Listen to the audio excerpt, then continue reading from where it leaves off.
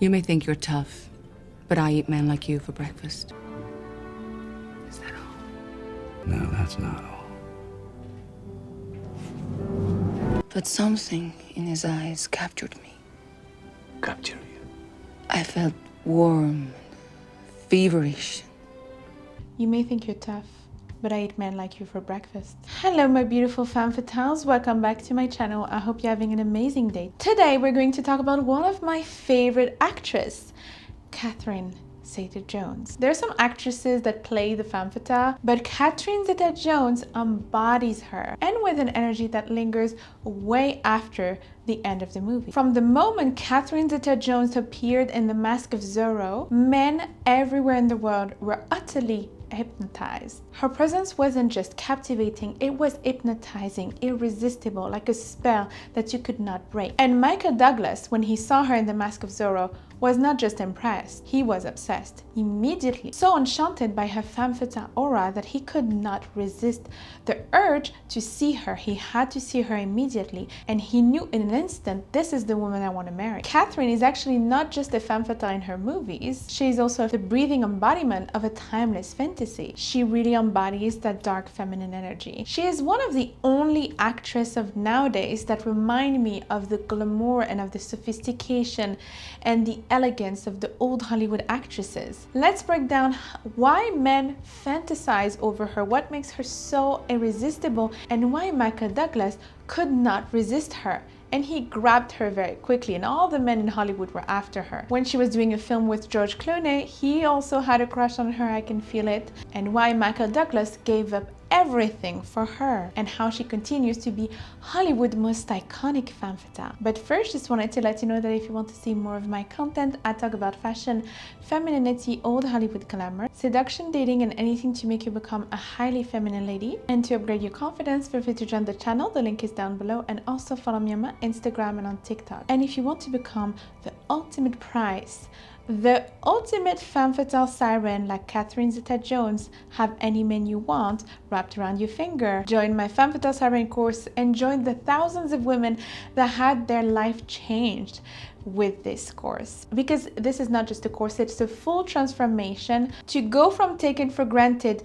to deeply desired, to go from the good enough girl to the dream woman, the woman that gets to be treated like a queen by men, the woman that get men obsessed with without even them realizing why. But I'm gonna tell you all the secrets of the femme fatale with upgrading your feminine energy, your aura, your style, and your boundaries. And I also have a dating ebook, my darlings, to date like a proper high value woman. All the links are down below. Who is Katherine Zeta-Jones, and why am I dressed like a femme fatale James Bond girls? Yes, I love to wear those kind of gowns when I talk about femme fatales. I'm sorry, I'm too dressed up, but I just love it. And I love Katherine Zeta-Jones. She is Hollywood royalty at this point. Born in Wales and started her career in the theater before skyrocketing international fame in the movie The Mask of Zorro in 1998. But what makes her truly unforgettable is not just her talent, because she's an extremely talented actress, of course, but it's also her magnetic energy, the rare hypnotic blend of grace, danger, and allure. She's one of the rare actresses who possess the kind of divine feminine presence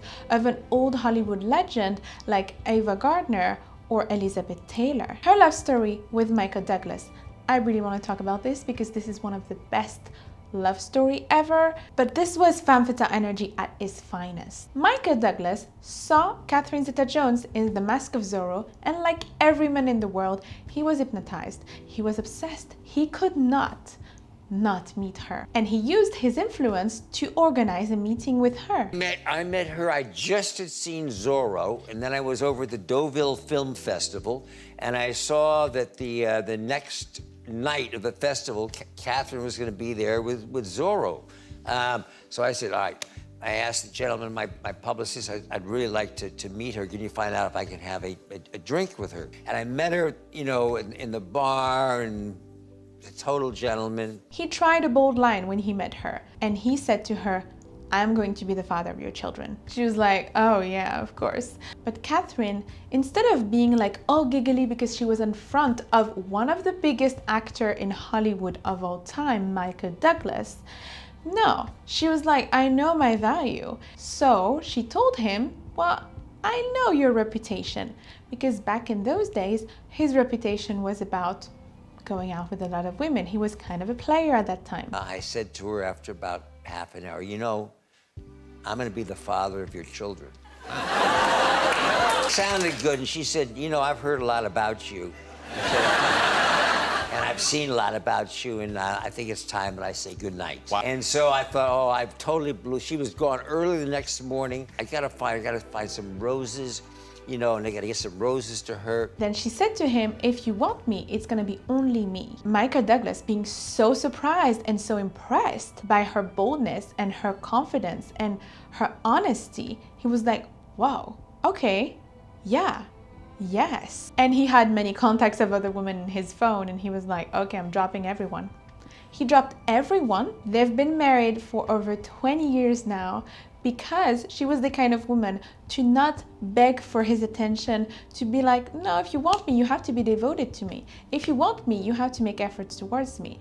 And he was like, oh my God, she's a goddess. This is the kind of energy where you will find that type of man that will treat you like a queen, like Michael Douglas is devoted to her. They've been married since 20 years, they have beautiful children, and they have a beautiful life together. And 20 years in Hollywood is like an eternity for real people. And a lot of people were skeptical at first because they had 20 years apart. They have an age gap. So a lot of people were like, it's not gonna last. But it is lasting. It is one of the longest marriage in Hollywood and one of the most beautiful, and especially for two big stars like Katherine Zeta-Jones and Michael Douglas. These are huge stars. They're royalty together. It's not taking the person closest to you for granted. Sometimes you make more of an effort with strangers, the person that you love the most, with the most effort rather than taking them for granted. They had to go through struggles, health struggles, public scrutiny, but they remained completely committed. And that is the key. Katherine did not get long-term commitment by being the cool girl or being easygoing. She got it by having boundaries, knowing her value, and refusing to settle for less. Everything that I'm teaching you, and everything that I'm teaching you even more on my Femme Fatale Siren course. And he was clearly expecting charm and charisma and the fact that he is Michael Douglas to win her over, right? Because all of the other women were after him, I suppose. He had many models and other actresses that were after him, like, pick me please, you know? Just like it makes me think of George Clooney. George Clooney is the exact same thing. George Clooney was a bachelor for so many years, and then he met Amma, and boom, it was different with her. It was different energy, right? It's not about being beautiful, because he met a lot of beautiful women before. He was dating models and actresses and things like that, but he never wanted to settle down until he met Amma. And Amma was like, I'm the prize. She didn't even have to say it. She was embodied in her energy. She was elegant and beautiful and charismatic and intelligent, and she was like, prove to me that you're good enough. George Clooney said, I'm not sure she was interested at first. You know, I didn't know whether, you know, she would like me or any of those things. And that is the same thing with Michael Douglas here. Michael Douglas here was not sure he could have Katherine. He was like, oh my God, I need to work to have her actually. She's not that easy. And I need to prove to her that I'm good enough, right? I'm a high value man. Like, it's not like she's gonna melt immediately just because I exist. And this is the problem with a lot of women. I see so many of that with my clients, is that they see a high value man that have money and that have power or that is famous or something, and they're just like immediately pick-me's just because of who he is or what he has. So because he has money or because he's famous or somebody, whatever, then they're like, he is the prize suddenly, and they're like, boop, you see how it's not how you should be, ladies? You should not put him on the pedestal no matter who he is. No matter who he is. So here you have Michael Douglas in front of you. You have Jeff Bezos in front of you. You have anyone in front of you. Okay, prove to me that you're good enough. Because it means nothing. The fact that he's a billionaire, millionaire, a movie star, it means nothing to you. It has nothing to do with you. These are accomplishments he did by himself. That's good. But that has nothing to do with you. Otherwise, he won't see your value and he won't treat you like a queen. For sure, he will treat you like George Clooney was treating all of these models. Temporary fun, throwing out. Same with Michael Douglas, temporary fun, throwing out. But then, when it's Katherine Zeta-Jones, you can't do that with her. What did he do? He immediately dropped everyone else because everyone else didn't have as much value as her. Because everyone else was just available completely to him. He could snap his finger and have all of these models coming to him, but Katherine was not easy to have. So now let's talk about her most iconic femme fatale roles. Really represent her femme fatale energy very well. I love her movies. She was Velma Kelly in Chicago. She played a seductive, calculating femme fatale that literally killed her husband. So that was a dark one. She played, of course, Elena in The Mask of Zorro. And in that case, she was not really such a femme fatale. Elena has still a strong character, and she was a beautiful blend of light and dark feminine. She was this light feminine angel, you know, but at the same time, she was feisty with Zorro. She was not letting herself be manipulated by him. And then we have also one of my favorite movies of all time, Marilyn Rex Ross in Intolerable Cruelty with George Clooney. She was extremely magnetic in that movie, extremely elegant. This movie is really funny, honestly. She plays a professional divorcee. Katherine Zeta-Jones, if I have to describe her aura, she has a goddess energy in a room full of girls. So Katherine Zeta-Jones doesn't do cute. She doesn't do cute vibe. She does regal. She enters a room and she is regal. She also plays Morticia Addams, which I think she's perfect for the role. She has the perfect voice, the perfect body language, the perfect eye contact. She does play a femme fatale really, really well. She would play a perfect James Bond girl, in my opinion. And still at 50, she is fabulous. She's still fabulous. She speaks like she is in no rush because powerful women never are. Does that mean you won't be charging us for the hour? You don't know everything about her, and that's part of her charm. She carried a goddess energy, like I said, from an old Hollywood era. She has this vintage look and this vintage vibe. She's elegant but never weak, soft-spoken but sharp. She is always dressed to the nines. Sculpted brows, red lipstick, perfect gowns on the red carpet, silhouette that highlights the female form. She's wearing blazers, tailored blazers, high-waisted trousers. It exudes authority while highlighting her shape. A look that says, I know who I am and I dress like it. I value myself. The art of feminine strategy in Intolerable Cruelty. So the moment that Katherine enters the room and you see her on screen, we know that she's not just another pretty face. And she's the kind of woman that make men nervous. And I've been told that in the past, that I make men nervous, which is a good compliment. I love it. Because that means that they want to impress you. If they're not a little bit nervous with you, that's a bad sign. And not because she's loud or not because she's too mean or anything like that. It's because she has this regality, regal energy. And in this movie, she plays a professional divorcee. That is apparently a real job. I don't know. She marries rich men only to divorce them afterwards and take their money. So obviously in the movie, I don't really like that she does that, especially to George Clooney. He's so nice. Like, I wanted them to just end up together. I'm just fascinated by her aura in this movie. Her aura is next level. In this movie, she's not a caricature. She gives layers. She is charming. Well, I'm free this evening, so I suppose a little dinner would do no harm. She's mystery mixed with sensuality and a hint of calculation. You fascinate me. In her first scene, for example, she doesn't storm in the room like she's, you know, in masculine authority. No, she glides in the room. She uses her femininity at her advantage. It's like you can sense that she is ultra feminine, but at the same time, she's the type of woman who knows exactly what she's doing. You promised to have dinner with me once you were free.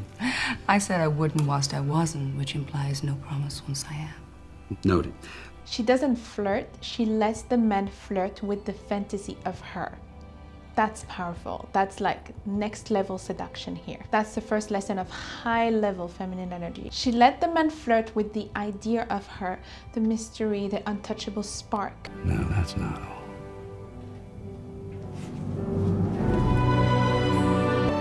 I could have you disbarred for that. It was worth it. Cleopatra was doing the same thing. She knows that when you confirm too much, you strip away the magic. In the movie, she plays with that a lot. She plays with his imagination.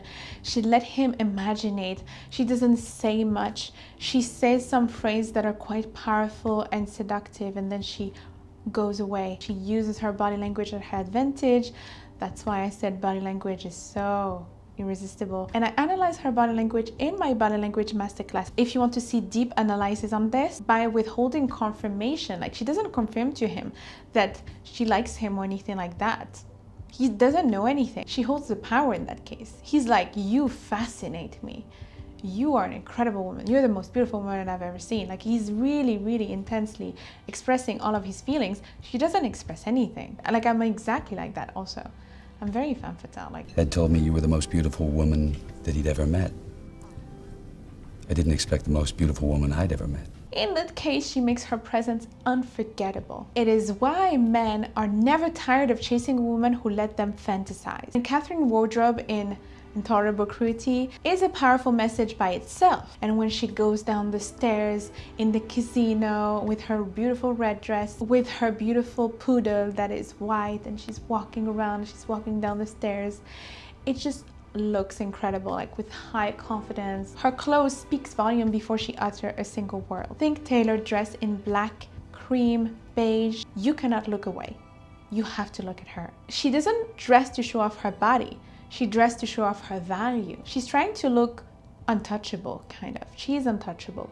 And only the best men will win. Again, her body language is a study of woman and high femininity, and I'm not going to go into it because I go into it very, very deeply in my body language masterclass. If you want to know all of the body language secrets, the link is down below as well, and it's also on sale at the moment, 30% off. So you know, the way she speaks and her tone and the way she walks and the way she looks at him, it's like it's all intentional. It's incredibly well done. You know she has power, and not because she declares it, but because she withholds it. It is the difference between trying to control the room and owning the room with your presence. In an incredible scene when they had dinner with George Clooney, he's trying to intimidate her. He's trying to throw her off balance. She doesn't let herself be intimidated. She's like throwing back the attention on him. Like he's asking her questions to intimidate her. She's like, what about you? She remained utterly calm, poised, unbothered, and smiling. But you don't think so. How do you know? Why would you be here? Why did you ask me? Can't I be curious? About what? Do you ever answer questions? To you?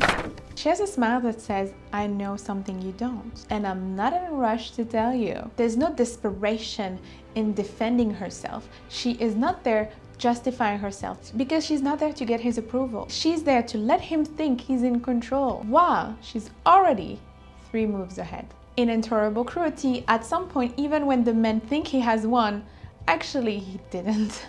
Of course, at some point you need to be vulnerable with someone, but I just love the power she holds in that movie. You don't have to be as extreme as she is, but there's some things that we can learn from her. There's some things that we can learn from her confidence. I know most women don't have difficulties to be vulnerable, but they have difficulties on the other hand to have boundaries and to be calm and to not be too emotional and to be mysterious. So that's why I'm teaching those things. She teaches us something very powerful. It's like you can be soft without being stupid. You can be feminine without being naive. She's in her dark feminine. She's not in her masculine. She's still feminine. But you're not naive and innocent and people-pleasing. And you can be alluring without ever lowering your standards. Now in The Mask of Zorro, she is also captivating, and she radiates softness and power in the perfect harmony. I think in The Mask of Zorro, she embodies a balance of the light and dark feminine, graceful, well-mannered, yet unafraid to stand her ground. Whatever it is you have stolen from my father, I want it back. Give it to me. No. Her dresses flow like poetry. I mean, I'm in love with her dresses and the corset and the ruffles of her dresses in Zorro are just next level. I love it. And she's so graceful when she dances, and there's a moment when she's fighting with a sword, and she's still super feminine and playful when she does that. And that's the magic of Elena in the movie, I think. She's not trying to be one of the boys, and you see that a lot in a lot of different movies. Anytime they put a woman with a sword or fighting a bit, she's one of the boys. She's super masculine, she's super dominant, she's like a hero by herself. Here, no, she's still very, very feminine. But something in his eyes captured me. Capture you. I felt warm, feverish. And that's what made Michael Douglas hypnotized by her in that movie. He saw her in that movie. He was like, I need to see her. It was not just about her beauty, it was also her energy on the screen. And in the movie, she's not one of the boys, she's the woman that all the boys are fighting for. And that is exactly what Katherine Zeta-Jones is. In movies and in life, Katherine Zeta-Jones represents very, very well the archetype of a femme fatale, an elegant one with high standards, high level of integrity, a high value woman in every aspect of her life, even to her marriage with Michael Douglas. Thank you so much for watching, my beautiful darlings. I hope you liked it and I hope it was really helpful for you. Let me know in the comments if you love Katherine Zeta-Jones. Don't forget to follow me on my Instagram and on TikTok. If you want to join one of my courses or get any of my books, all the links are down below. Or if you want to join my fabulous Miami event, it's going to be very transformational. The link is down below as well. And until next time, I'm giving you a lot of beautiful kisses and take care of you, my darlings. Mwah. You may think you're tough, but I eat men like you for breakfast. Dismiss your vows, your feigning tears, your flattery. For where a heart is hard, they make no battery. It's like I know the lines of this movie by heart. Bye, ladies. Mwah.